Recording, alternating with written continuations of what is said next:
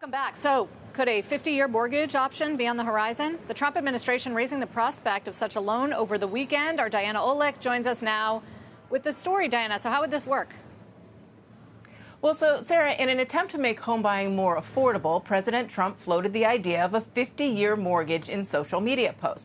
In response, FHFA Director Bill Pulte, who oversees Fannie Mae and Freddie Mac, posted that they are, quote, working on it and that it would be, quote, a complete game changer.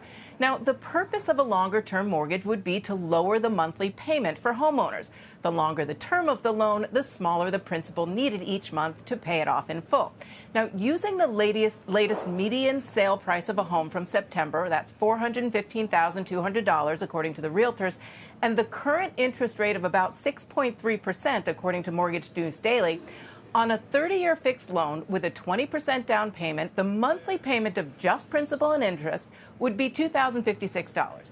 If you raise the length to 50 years at the same interest rate, that payment would be $1,823, and that's a savings of $233 per month.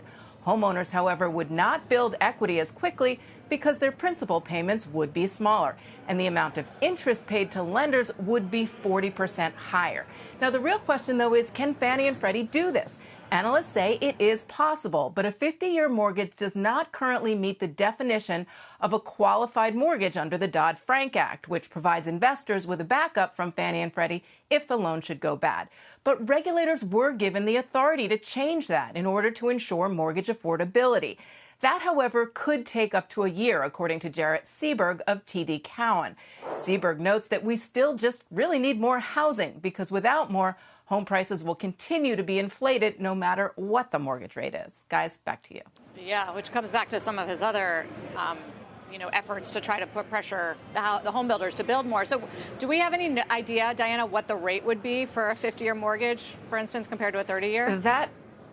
That is an excellent question because mortgage rates really depend on demand from the investors in the product. But what I can tell you is that the average rate currently on the 15-year fixed loan, that is a shorter-term loan, is actually 66 basis points lower than the 30-year fixed, which would imply that a 50-year mortgage would carry a larger interest rate in order for investors to be able to get the money they need. But that's the question going forward.